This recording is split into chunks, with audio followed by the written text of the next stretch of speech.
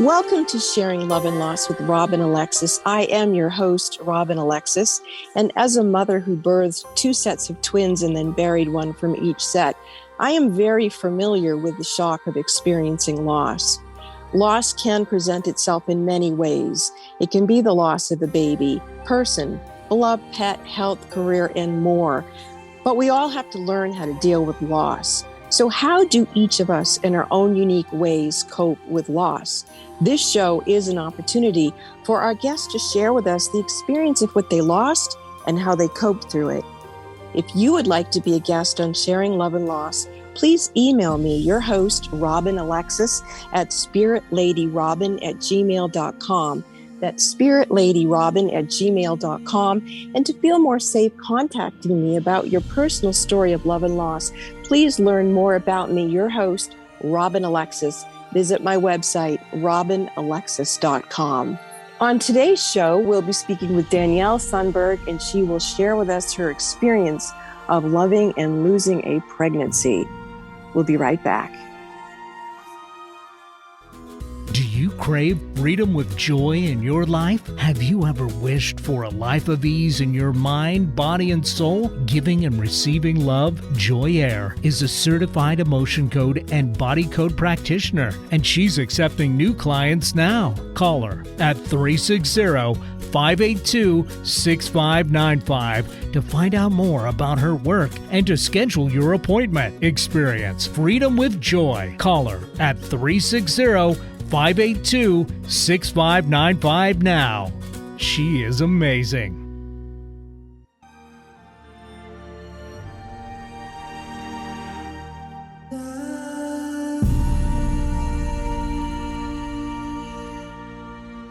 Welcome back to Sharing Love and Loss with Robin Alexis. I am your host, and today we have a very, very special guest. A very deep bow to this guest who is here today. She's very courageous. She is a mom who has loved and lost a child. A very deep bow to you, Danielle. Thank you so much for joining the show today. Thank you, Robin. I'm really excited to be here. Now, where would you like to begin with your story? Oh my gosh. Well, I think that the actual moment that I knew I was pregnant is a good point to start because everything unfolds from there. And when was that moment? I mean, some people know right at conception. When did you become aware? I think I knew within 4 days of my cycle of not getting my monthly cycle. And were you excited about that, or were you shocked? I was thrilled. Oh, it was good. complex though, because I was coming off the heels of having done genetic testing with my husband and finding out that we were both carriers of a particular disorder. And my doctor said, maybe stop trying until you meet with more specialists and sort of see what your options are. And we didn't really have a moment to stop and think about what to do because I found out I was pregnant pretty much right away. My goodness. So what was you were thrilled you were pregnant, but here you already know there could be a problem.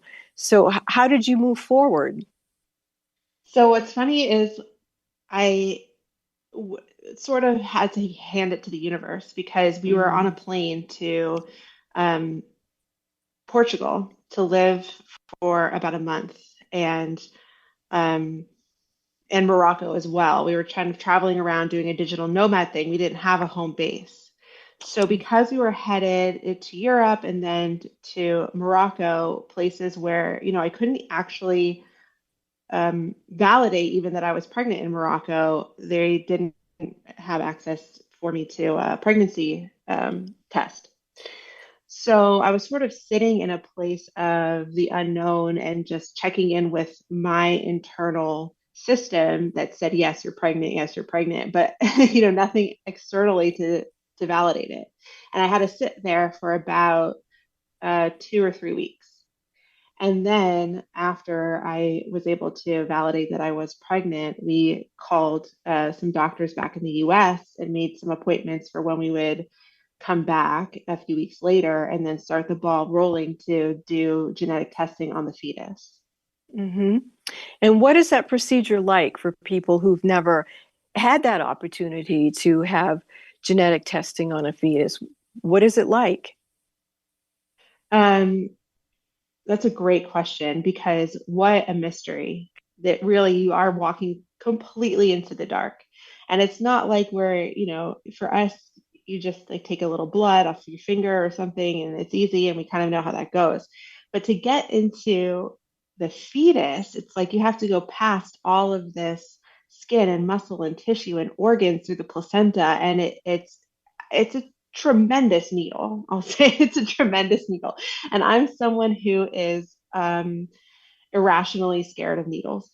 And I did IVF for my later pregnancies after this experience. And so I have dealt with needles a lot since then. It's sort of a And reckoning, I think. yeah, back it up a little bit for people who don't know what IVF stands Oh, for. Can you sure. tell them that too? Sure. IVF is in vitro fertilization. So it's a way of putting the egg and sperm together to then uh, implant the embryo back into the body later. And it's done for a lot of different reasons for people who have problems or challenges getting pregnant, for people like me who had genetic issues that they wanted testing on the embryo first prior to implantation to ensure a healthy pregnancy. So that's what in Okay. vitro fertilization is. Going back to your original question about Hmm. what it's like to get a genetic test done on the fetus, well, there's multiple types of tests. So I'll just say that I'm speaking about a specific one that Okay. is done at 12 or 13 weeks. So it's the earliest that it's possible to do with this test. And you basically have a giant needle, and it's just stuck through the abdomen into the placenta. And I'll say that I pulled all of my meditation and focus and discipline to breathe and stay calm and not freak out. And it really didn't hurt once I was able to get into that space. So if you are someone who is really scared of needles, I promise if I did it, you could do it. Oh. And how, in during this time, here you are trying to bond with your pregnancy and the baby in the womb. Were you like talking to the baby and saying, look, we're doing these things to make sure you're going to be okay? Or did this whole process interfere with you connecting to the baby? It was kind of a compartmentalized Mm-hmm. journey. And my relationship with her, the baby was a girl, Mm-hmm. um, had really no, um, we really wasn't impacted actually Mm-hmm. by that part of Good. the experience. That's excellent. So you were able to maintain that mother-daughter frequency of communication and endure certain things that needed to happen to look out for the safety of both of you. Right. Like if you have a living child and they're sick and you have to take them to the doctor, like that's not going to impact how much you love them. Right. So Exactly. it's the That's a same. great, yeah, that's a really good way of putting it for people who might be trying to wrap their heads around this. So what was the result of the testing? So the testing came back that the baby had inherited this disorder that both my husband and I carry. And there's a 25% chance, essentially, is the way the math works, that any pregnancy that I had would result in the baby having this disorder. And so, the chances were that she wouldn't have it, but unfortunately, she did. She had what's called PKU, which is an amino acid processing disorder. So ultimately, how would that have affected her? Would she have survived even being birthed? Yes, she would. And people are born with PKU and live to adulthood with PKU. It's not like fatal from the get-go at all. Mm-hmm. What it happens is if it's not very, very closely monitored, it can result in some really extreme issues mentally, emotionally, Mm. physically as well. Usually not physically, but it can. And I say this really sensitively because I know there are people living with PKU out there who Mm-hmm. are loving their lives and probably dealing with challenges along the way. And I am so grateful that there is a whole spectrum of different humans living on this planet.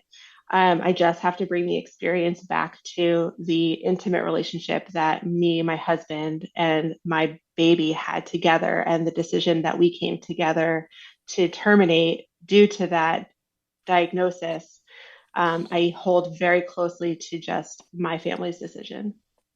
Well, I love how you just expressed that because you very nicely said what you and your husband do for the welfare of your family isn't anybody else's business. And you don't feel that what other people have chosen to do is your business. So that you just expressed an incredible amount of respect. So let's go back to, here you have this information. And how is it that you were able to come to your very personal choice to terminate this pregnancy? Was it something that you did in prayer or with your husband or your doctor, a team of doctors? How did that come about, the decision itself? Well, I'll say, first of all, my original career, I was an attorney. So my whole background is in thinking as logically and Mm. rationally and calculated as possible.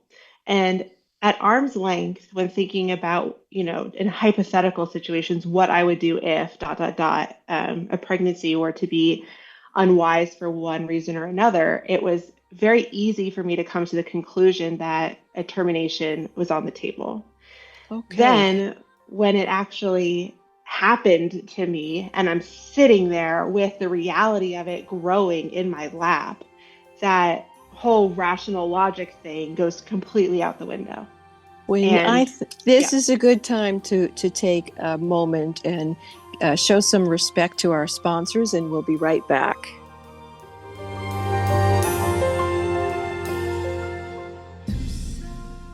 I am Joy Air, and I am so happy to be sponsoring Sharing Love and Loss with Rob and Alexis. I am also a producer of the upcoming film Eye of the Orca with Tower 15 Productions. Award-winning filmmaker Callie Gilbert invited me to join her, and now I am inviting you to join us too.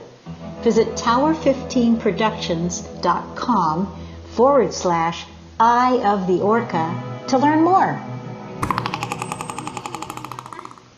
Join Mystic Radio for past lives, people, and pets every Wednesday at 12 noon on KKNW 1150 AM. Every Wednesday, you can call into Mystic Radio for a past life reading or a spiritual healing for you and your pets. Robin Alexis is an exceptionally talented intuitive who's identified hundreds of people's past lives. Nels Rasmussen is a renowned spiritual energy balancer who is adept at remote healing for you and your pets. Join us Wednesdays at 12 noon for Mystic Radio on KKNW 1150 AM.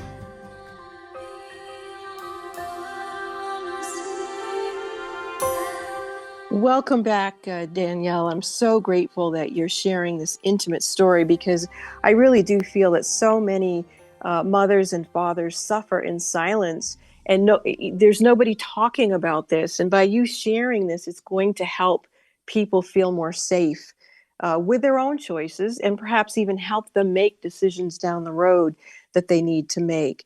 So, why don't you reiterate again what you were saying just before we went to break? Sure. I was just saying that in my training professionally as an attorney, like very logic oriented, rational, reasonable. And so the notion of a termination being a wise decision and making sense was easy to come to in terms of a future hypothetical. But once it was a reality that was sitting with me physically, growing in my lap, that whole logic thing just went completely out the window. And I really got in touch with like this depth of the motherhood journey and what it really means to be pregnant and expand into a space of motherhood that cannot be intellectually explained. And that journey is so deep and personal and emotional. And so ultimately, I did make the decision to terminate still, but it wasn't this simple A to B that I thought it would be before it was a real situation I had to deal with. And I think that's very important too, that you're sharing this depth of emotion and visceral vibration in your body as you're discerning what's best for yourself and your child and your husband and your future family. So once you made the decision, as uncomfortable as clearly it was, how long did you have to wait to get the procedure done? And in what state did you have it done? And is it still legal in the state that you're from to have these sorts of things when you're come to the place where you feel you need to make them? Mm. So I was in California when I got the news about the baby inheriting the genetic disorder. I called my doctor because I lived at the time in Texas, and I said, "What should I do?" Now, at the time in Texas, it was completely legal to get this termination, and I was at 16 weeks. So I wasn't actually sure, and I called my doctor first to double check that it was legal. And then I asked her whether I should stay in California because the process in Texas was very burdensome at 16 Mm. weeks. They required a lot from the mother to come in multiple times and to make sure that was really the choice. And there's like a whole regulated um, procedure of what the doctor has to say to each patient as opposed to push them off having an abortion. Um, and my doctor basically said, "It's okay, come home, you can do it. It'll be better for you physically to recover if you're already home than having to fly back." So that's what I did. And I went to this clinic in Austin where I live, and I had to go 3 times and wait a certain amount of time between each appointment. And then finally, on the third appointment, is when the abortion took place. That must have been excruciating for you. Yeah, it's just a very strange experience to know that something that's living in you is not going to be very soon. And so the urgency to close that gap of dissonance is is a fire. It's and so to have to go 3 times and wait, it really is hard. It's hard. My gosh, I can hear it in your voice, and I have deep, deep, deep compassion for you. And I just, again, bow deeply to you for sharing this because it's just an excruciating time in your life. So, once you went through the procedure, were how were you able to experience the grief? So the baby I called Om, which is, the reverberating sound of the universe, the creation of the Oh, universe. I'm so glad to hear that you named her. You named her Om. That's beautiful. Yeah, yep, that's what he had been calling her because she was the, creation of the universe in my body. And Mm-hmm. um, we had formed this really deep connection over the 16 weeks that we were together. And I knew when my husband and I made the choice to terminate that it wasn't just our choice, it was her choice too. That's And so important that you're saying that. How did you feel into that and know that you as a family were making these decisions? so we were sitting in these Adirondack chairs overlooking the Ojai Mountains in California, just sort of kind of in the stunned space of dealing with the reality when we got the news. And we're just sitting there looking at nature and asking, what do you think we're going to do? Are you sure? That kind of conversation. And Mm-hmm. once we got to a place of verbally committing, I felt her leave. And the spirit of her or soul or essence left my body. And even though obviously she's still in there physically, bones and teeth and blood, I felt alone. And I, yeah, go yeah, ahead. no, you go ahead. Because I had formed such an intimate connection with this um, beautiful soul that was living within my own physical space, it was as obvious as, I don't know, what could be more obvious than like something physical, like somebody slapping you across the face. Like it's obvious when that happens. And she left. And I said to my husband, she's gone. And I started crying. And what was really beautiful actually was because he never experienced her within him as a man and a father. So his whole experience of her up to that point had been external. She was Mm-hmm. floating around him ethereally. And so he was able to check in and say, she's not gone. She's still here. I feel her. And she knows that the time is right for her to leave, and she's, agreed. And it's really my duty as the mother to take care of the Mm-hmm. physical remains of that agreement, which is to take care of the body. So after the abortion, to go back to your question, my relationship with her didn't change. Like she's still there. I just had to go through a process of reorienting how I looked for her. Mm-hmm. So rather than looking for her soul in the body in the womb, you feel her soul with you all the time. Yes, she's And you, here absolutely right now. yeah, I can feel her right now also, actually. So, Danielle, do you feel like Om had a particular soul purpose, an earthly mission, and that she fulfilled it? Absolutely. I mean, I think that's true for everyone. And so I don't know what hers was, but I know that we don't leave until our mission is fulfilled. And she Yeah. absolutely had one in relationship with me as a daughter, um, as my first daughter, that helped me resolve some huge mother daughter dynamics and karma that had been going on in my family lineage too. Well, then maybe that's what this was about, that you and she teamed up to clear some energy that needed to be cleared so that as you move forward with the children that you now have, it's in a different vibration. Mm, So yeah. I again, Danielle, thank you so much for sharing this. And thank you too for your presence. And as we come to the end of the show, I'd like you to speak just to a moment about Roe versus Wade and how a woman who would want to make that decision in today's world, she doesn't have that right in many, many states. And also, what are you doing other than raising your family? Is there something else you're doing to honor this journey that you've been on with Om? Mm.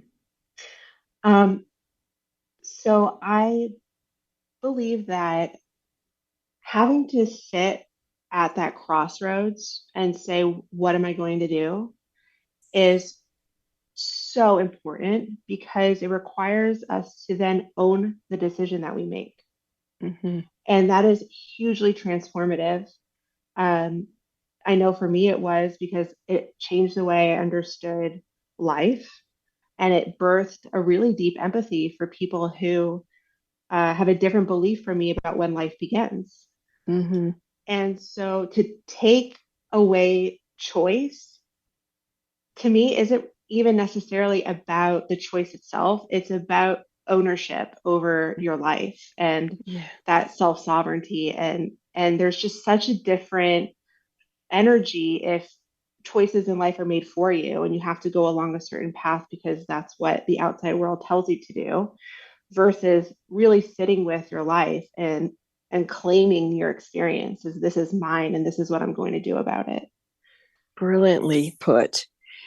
Now, how can people get a hold of you if they'd like to connect with you again, Danielle? Well, you can find me on my website, which is my name, Danielle Sunberg, SUN, like the sun, B as in boy, ERG.com. And I have a whole chapter to a book that's coming out in December on this journey of motherhood that you can become part of my newsletter, and I'll update you on when that's going to be ready for release and some bonus things that'll come out with that. And also, Literally just yesterday, I started posting poetry that I've been writing as I sit in the dark in a rocking chair holding my newborn, and just like claiming the time as time to do something creative and enjoy myself with this little precious being instead of just sitting there in the dark, kind of waiting for him to fall asleep. So I started one-handedly typing poetry, and it doesn't, I'm not a poet by any means, but I started posting it on social media, and I invite all new moms who are going through this tender experience of motherhood to claim those little moments of time where they can sit into stillness and creativity and post it to social media to just share, and with the hashtag rocking chair poems. Oh, this is so beautiful. Danielle, thank you so much. Again, I bow deeply to you, and may you touch the hearts and minds of many mothers, fathers, children, families for generations to come. Thank you so much for coming on the show. Namaste. Thank you so much, Robin. It is a pleasure to chat with you, and namaste. This is Robin Alexis, and I am very, very excited to share with you my new book, Raising Humanity: Why We All Must Remember. It's a book about choosing love. There's 21 inspiring stories by different authors, including myself. The book can be found at Amazon.com. That's Raising Humanity: Why We All Must Remember. The previous program, Sharing Love and Loss with Robin Alexis, was produced by Eric Ryder and was brought to you by Freedom with Joy. I do invite you to subscribe to Sharing Love and Loss with Robin Alexis wherever you listen to your favorite podcasts.